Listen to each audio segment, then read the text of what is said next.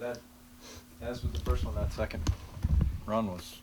Yeah, I think your Wow. second run is the Well, it's almost as though I get marginally better Uh-huh. when I realize what's coming. little bit. Definitely higher than an 8. I'll be- 11, take 1. Soft sticks.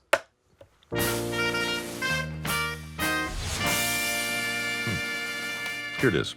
Back in community college, I paid my tuition with the help of a weekly paycheck from a company called Dial America Marketing. Yeah, I was that guy. I sat in a bullpen with dozens of other telemarketers and annoyed countless innocent Americans.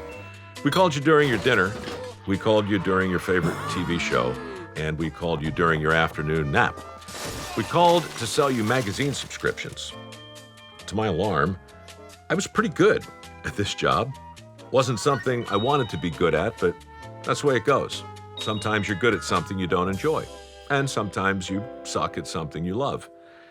Anyway, in 1984, Dial America had a pretty good year, and the boss told us we could all expect a discretionary Christmas bonus.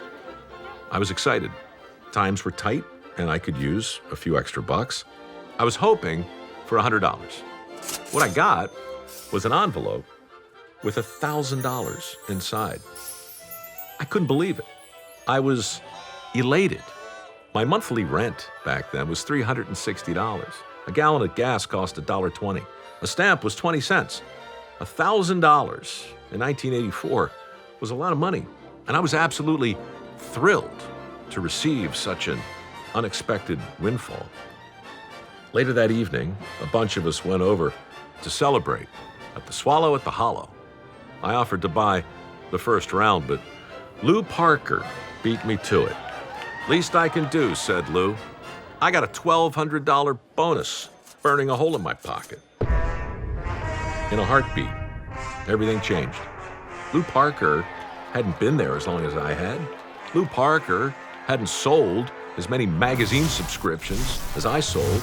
To be perfectly honest, Lou Parker was a bit of a suck-up.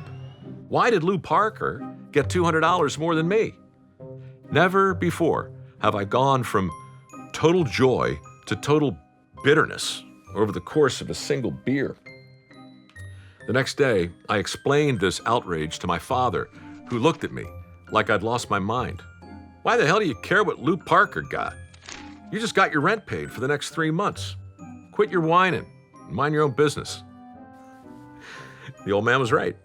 My crappy attitude had kept me from appreciating a gift that was 10 times more than I was hoping for. Maybe my crappy attitude was also the reason Lou Parker got more money than me.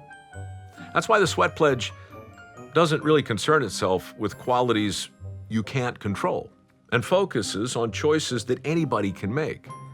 Work ethic, personal responsibility, delayed gratification, attitude. That's the key to a big old Christmas bonus. I understand the world's not fair. I'm okay with that. I do not resent the success of others.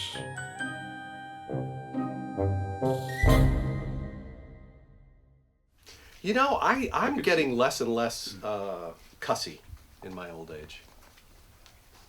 I don't see it. You know? No. Well, you.